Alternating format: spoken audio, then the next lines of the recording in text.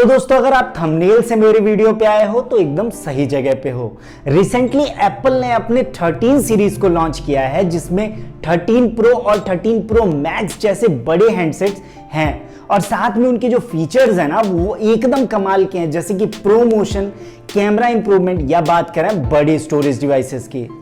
तो दोस्तों अभी सभी के जुबान पे 13 और 13 प्रो मैक्स की बातें चल रही हैं, लेकिन सवाल जेन्युइन ये है कि क्या आपको अपना आईफोन अपग्रेड करना चाहिए 13 पे या नहीं। दोस्तों इस वीडियो में मैं आपके बहुत से डाउट क्लियर करूंगा, जैसे कि आईफोन 13 के लॉन्च होने की वजह से आईफोन 12 के प्राइसेस कम हुए हैं। आपको आईफोन 12 के साथ जाना चाहिए या आपको 13 लेना चाहिए, या फिर अगर आपके पास पहले से ही आईफोन 12 है और आप आईफोन 13 लेना चाहते हो, ये सही है या गलत है। और दोस्तों लास्ट में मैं आपको 100% एकदम जेन्युइन प्रूफ के साथ क्लियर कर दूंगा कि भाई आपको आईफोन 13 क्यों नहीं लेना चाहिए। तो दोस्तों मैं ये नहीं कहूंगा इस वीडियो में कि आप मेरे चैनल को सब्सक्राइब करो, बट एक रिक्वेस्ट करूंगा कि अगर आप मेरे वीडियो को देख रहे हो तो पूरा देखना लास्ट तक। और दोस्तों अगर वीडियो यूजफुल लगती है तो उसको लाइक करना, शेयर करना, और अगर फिर नए हो चैनल पे तो सब्सक्राइब जरूर कर लेना। तो ज्यादा देर ना करते हुए चलिए वीडियो को शुरू करते हैं।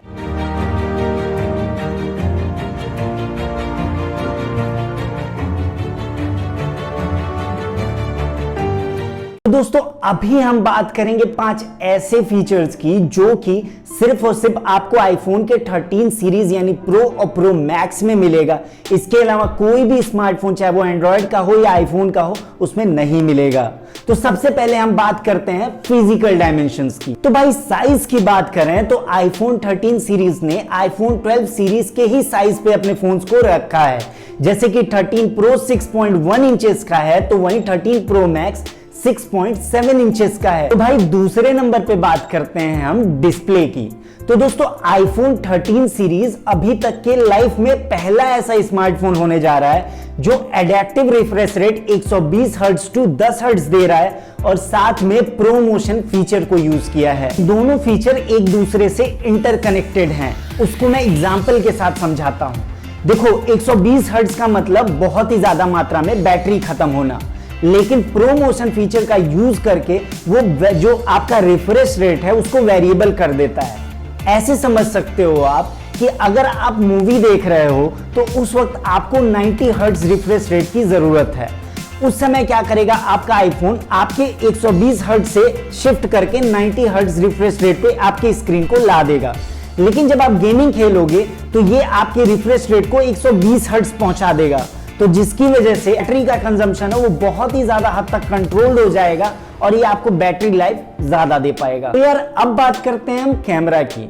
तो भाई देखो कैमरा फीचर से आप देखोगे ना तो जो साइज है कैमरा की वो आईफोन 12 और आईफोन 13 का सेम है, 12 मेगापिक्सल्स के ही, लेकिन इसने इंटरनल फीचर्स में डिफरेंस किया है। जैसे कि इनके अपर्चर्स को इसने कम किया है। जैसे कि आप वाइड एंगल का देखो या अल्ट्रा वाइड एंगल को देखो, उनके अपर्चर्स को 1.8 और 1.6 कर दिया है, लेकिन टेलीफोटो के अपर्चर को देखो तो इसने बढ़ा दिया है। साथ में बात करें तो डिजिटल जूमिंग को भी इसने बढ़ा दिया है, मतलब दूर पड़े ऑब्जेक्ट की फोटो आप बहुत ही क्लियरली जूम करके ले सकते हो। अगर वीडियो रिकॉर्डिंग के पर्सपेक्टिव से देखें तो आईफोन 13 प्रो और प्रो मैक्स पहला स्मार्टफोन होगा जो कि ProRes video support at 4K and 180p जो कि 30 fps पे सपोर्ट करता है। ये सबसे पहला फॉर्मेट यही दो फोन इंट्रोड्यूस कर रहे हैं। भाई ये प्रोरेस फॉर्मेट क्या है मैं इसके बारे में आपको बता दूं।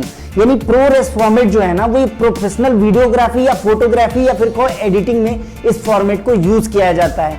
यानी कि बड़े बड़े डायरेक्टर्स या यूं कहें कि जो फिल्म मेकर्स हैं वो जो अपने कैमरा में जो फीचर यूज करते हैं ना प्रोरेस फॉर्मेट, वो इस फोन में है। तो यानी कि आप ये कह सकते हो कि जो 13 प्रो प्रो मैक्स है इसे आप फिल्म मेकिंग में भी यूज कर सकते हो। तो भाई अब अगले पॉइंट की बात करते हैं, वो है प्रोसेसिंग परफॉर्मेंस की। तो यार एप्पल हर साल अपने फ्लैगशिप आईफोन्स के प्रोसेसिंग को ना नए चिप्स के साथ चेंज कर देता है।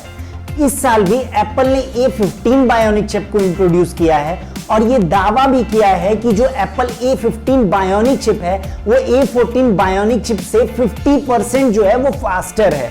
इस हिसाब से देखा जाए तो एप्पल का 13 प्रो मैक्स या फिर 13 प्रो कहें तो वो आईफोन 12 प्रो और 12 प्रो मैक्स से 50% फास्टर है। तो भाई अब अगले पॉइंट की बात कर लेते हैं, वो है बैटरी परफॉर्मेंस की।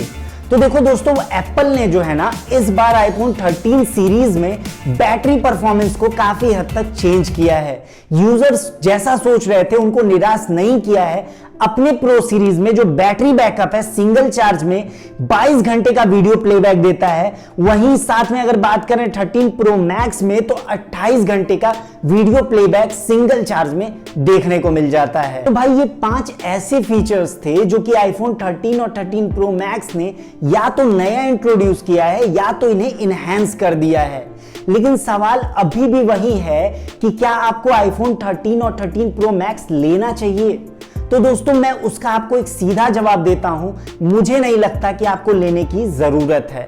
उसके पीछे रीजन भी मैं बता देता हूं। देखो दोस्तों, पहली चीज तो ये कि जब आप कभी भी 30,000 या उसके ऊपर के फोन्स लेते हो तो आप ये मान के चलते हो कि जब आप नेक्स्ट फोन लोगे यानी अपग्रेड करोगे तो एटलीस्ट 1 या 2 साल का डिफरेंस रखोगे। लेकिन दोस्तों 1 या 2 साल डिफरेंस होने के बाद आप ये उम्मीद करके बैठते हो कि जो परफॉर्मेंस है या फिर प्रोसेसर्स हैं या फिर आप कह दो फीचर्स हैं उनमें बहुत ही ज्यादा डिफरेंस देखने को मिलता है।